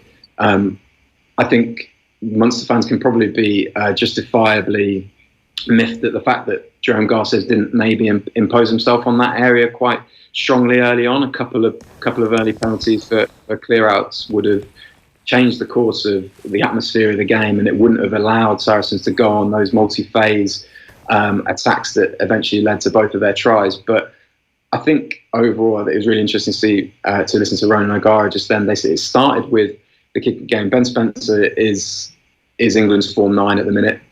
You got David Strettle, who came into the side at late notice for Sean Maitland, and was superb in recovering. I think he recovered 3 of those box kicks early on. And what that just says is the strength of this Saracens team as far as a tactical identity is fantastic. And actually, they broke out of structure to break down Munster. They went into the game. They scored, I think, 22 of their 30 tries within the first three phases of attack. So strike moves have been really important. But they came up against the Munster side, who were far more organised, far more steely. Chris Farrell was superb in defence for them, and they had to find another way, and they did. And that problem solving kind of sets them apart, and that's what has been the kind of major factor of this consistent success that they've had both domestically and in European competition. And that was obviously built on a game plan and a real detailed build-up to the game that was put in place by Mark McCall and his coaching staff.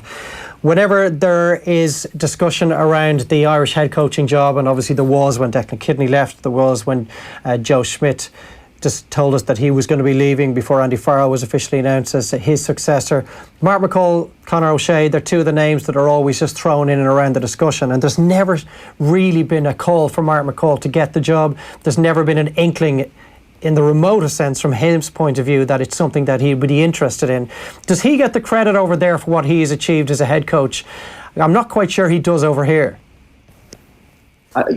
It's hard to give him the credit he deserves, because he deserves so much of it. He was so measured and so articulate in the aftermath of the game yesterday. He was talking about how they had to be so patient and how they had to break down Munster because of the respect they showed to Munster. And I thought actually it was a really fluent Saracens' performance in attack after that first kind of quarter. They looked a bit like Leinster as far as, guys stepping up at first receiver, guys stepping up at scrum half to really keep that pressure on. And Peter O'Mahony spoke afterwards about how with Owen Farrell and Alex Good there, it was really difficult to defend and really difficult to cover all bases. And Mark McCall has to take a lot of credit for that. He has to take a lot of credit for the recruitment, the canny recruitment. It's not just big names they're bringing in. It's people like Michael Rhodes who have grown into these test level players, although he hasn't made an England debut yet. He's certainly, and he also spoke interestingly about how that period when Saracens made a European semi-final, they lost in the final and they lost another European semi-final, how actually when he looks back now, they weren't ready to go to that next stage. And that takes, to get through those tough periods and really, it sounds like he's really questions himself and his own methods, and he's evolved. And that's the mark of somebody that's a seriously special coach, I'd say. Finally, Charlie, let's look at this Leinster Saracens matchup, and all things being equal, let's assume that those players who played at the weekend will be available for the final. So I'm thinking of the likes of Sean Cronin, for example, who limped off with an injury. You would hope that Leinster won't suffer any further injuries. Both sides have pretty important, certainly Leinster have important Pro 14 ties before the final. Saracens are obviously very well placed as regards their place in the playoffs. They can afford to lose a couple of games and maybe put out a couple of second string sides and still finish in the top two in behind Exeter Chiefs. Maitland will be back, I assume, so that will be one addition. It's a bit harsh on David Strettle, but Maitland will probably be back in that starting 15. How do you see the two teams in terms of where they are in their standing and the game breakers that they have and some of the matchups that we're going to have to sift through in the build-up? Just absolutely fascinating. I think Leinster's performance against Toulouse was more dominant than probably the scoreboard suggested. They totally suffocated a team that had been electric in attack throughout. I just hope that it's won on the back of good kind of attacking sequences rather than just a total kind of whoever suffocates the most kind of more aggressively because wins possibility out. The game will take on that sort of a pattern, isn't it, that the two teams cancel each other out almost, and it's just going to be a war of attrition, the two packs beating each other to a pulp over the course of the 80 minutes, and it's down to the right boots of Owen Farrell and Johnny Sexton. That's a complete possibility. But you look at how dynamic those packs are. I think although they are extremely strong, there's a lot of dynamism there. There's a lot of athleticism there. Maritoji against James Ryan, the next instalment of that is just fascinating. They both look right at the top of their games. I'm not sure Farrell and Johnny Sexton are quite at the top of their games, but that makes it more fascinating. Who problem solves the best, who gets their side in the right areas of the field, and that sort of stuff. It's excellent. The midfield's especially interesting. Whether Brad Barrett can get back to right at the top of the game, such talent for them. And Leinster, I thought Robbie Henshaw and Gary Ringrose were brilliant together as well. So, I hope it's not a slugfest, but they're just so polished both sides that it could descend into that sort of thing. And finally, I know you had a close watch on Scott Fardy at the weekend, and it's an unusual situation that maybe Saracens fans won't necessarily be familiar with, whereby Leinster have this perennial issue of Jamison Gibson Park, Scott Fardy and James Lowe, of which they can only have two on their Champions Cup matchday squad. The decision was made for Leinster at the weekend because Jamison Gibson Park was unavailable, but if he's back, you do have that particular issue that Leo Cullen and Stuart Lancaster are going to have to deal with in the build-up. James Lowe, you think, has to be in the team. Scott Fardy, you think, has to be in the team, and he's very much the second choice scrum half in behind Luke McGrath, Jamison Gibson Park. They did have Hugh O'Sullivan on the bench at the weekend. For you, is Fardy the one of the three that absolutely has to be in Leinster's team? I think I'd probably look at James Lowe and Scott Fardy together, just because of how many bases they cover as far as an upside for a squad. And if you've got those two together, you've got the steel, you've got the streetwise nous of Fardy, and you've got moments like James Lowe can produce with that first try. I think Brian O'Driscoll pointed out on commentary, he got the ball about 10 metres away from the line and had two or three bodies to get through to score. Do Leinster have anyone else that can do that? Probably not. Do they have anybody that can give the level of that gnarled kind of menace around the breakdown that Fardy can? I'm not sure. When Luke McGrath's in excellent form, so I was surprised it was going to be any other kind of decision than that. So I would expect that's what Saracens will face. Charlie, thanks a million. We'll chat to you hopefully again before the game. Cheers. Thank you. That's Charlie Morgan at the Telegraph giving us some early thoughts ahead of May 11th and that showdown between Leinster and Saracens in the Heineken Champions Cup final at St James's Park in Newcastle. In the meantime, here on OTB AM, John Duggan has popped in to say good morning to us. Hello, sir. Dave and Johnny, how are we doing this morning? How are you, JD? A dyed-in-the-wool Tottenham fan, as anyone who listens to the show will know. You saw Tottenham beat Brighton with that brilliant Christian Eriksen strike last night. The big news from your point of view, on a personal level, is that you have your tickets booked for both legs of the Champions League. Well, I've got my flights booked and I've got my accommodation booked, but I don't have my tickets yet. So I'm hoping to use that Filofax that is somewhere in the dusted in my house to pick up some numbers and make a few phone calls and see what can happen. Have you been yet, Dave? Given that you're in the top echelons of commentary now, have you been to the new White Hart Lane yet? I haven't. No, Okay. I was at White Hart Lane for the last game. And I can't remember who they played, but the last game of the stadium, yeah, Manchester United. There you go. And they won that game as well, didn't they? 2-1, yes. And I recall looking on rather quizzically at the time of the Tottenham fans invading the field afterwards and ripping up large swathes Berlin of Wall style. the White Hart Lane turf, while looking 100 yards to my left and seeing the new stadium hulking over the old one, thinking, it's not like Main Road to the Etihad. It's not like some of the brand new stadiums that we've seen, clubs like West Ham going from Upton Park to the London Stadium. They could literally spit from the current stadium into the new one. But look, I guess there was an awful lot of emotion and history and tradition wrapped up with the old White Hart Lane. Firstly, on my script here that Tommy has typed into me, it says John is going to the Tottenham Hotspur Stadium this weekend for the first time. Is that what we're calling it?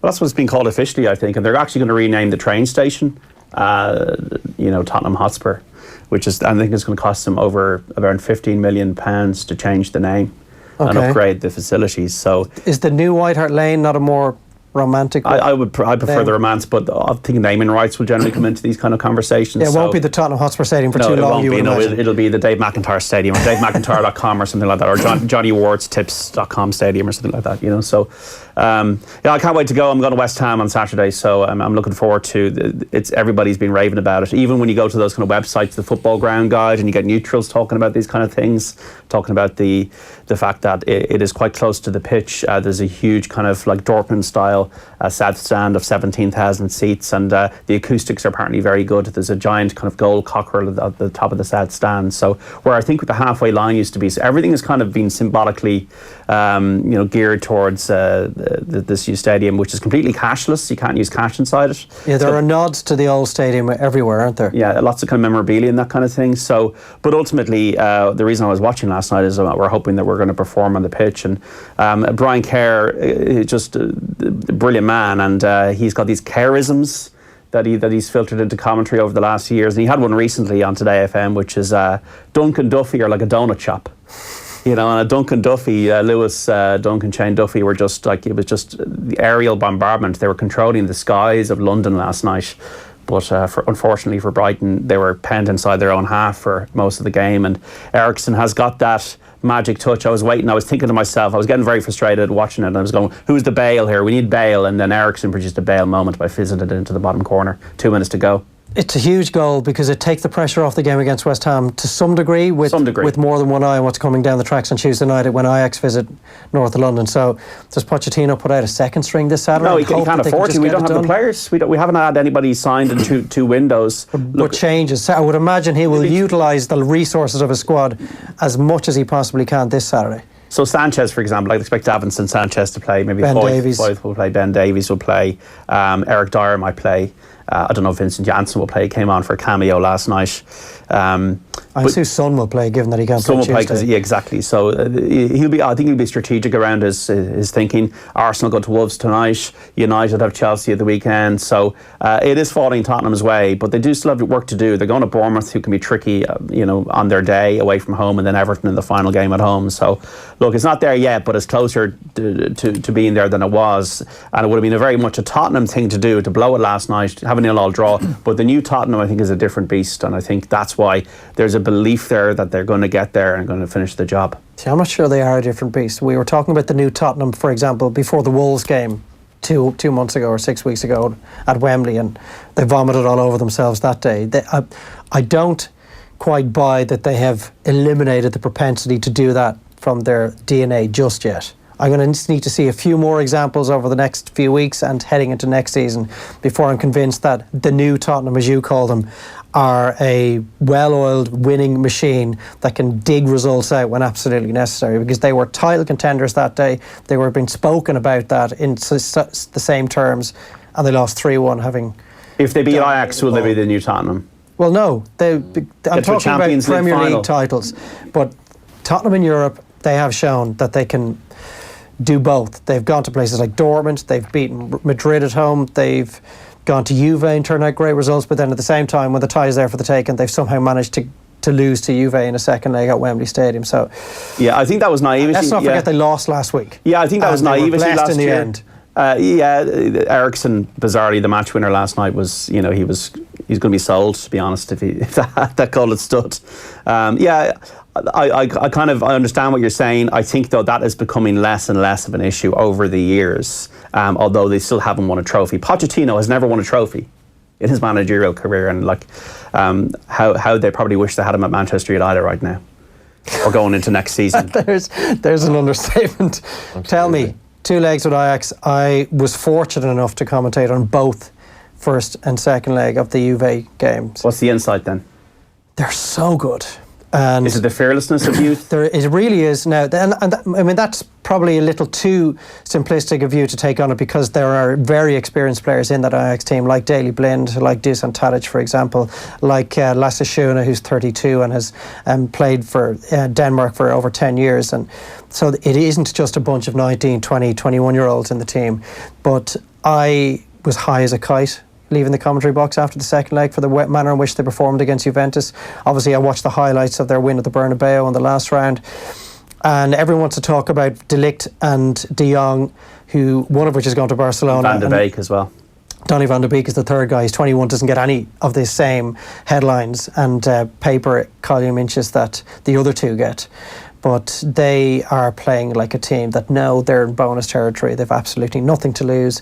They're trying to continue with a title race of their own against PSV Eindhoven in the Eredivisie at the same time. The one thing I'm pretty sure of is that they're going to score a couple of goals in this tie. And the Tottenham are probably going to have to get 3 or 4 to go through. Will they do that, minus Son in the first leg and Harry Kane? The way I kind of feel about this game, I think this will be tighter. I think actually this will be tighter, and I think that Tottenham, I think the first leg could be quite dull. I think they need to almost play the Jose way, the way maybe Ajax have come on a long way in 2 years since that Europa League final. But I think Tottenham need to be physical, and can't be too open in the first game. And Tottenham are good away from home and trying to score away from home in the second leg.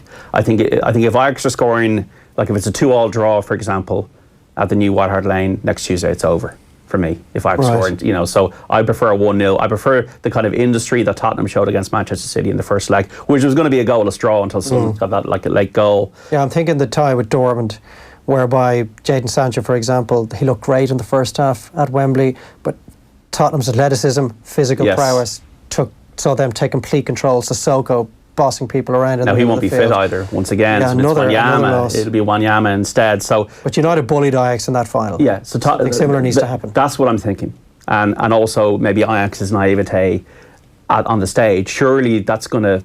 How can you be? You can be very fearless.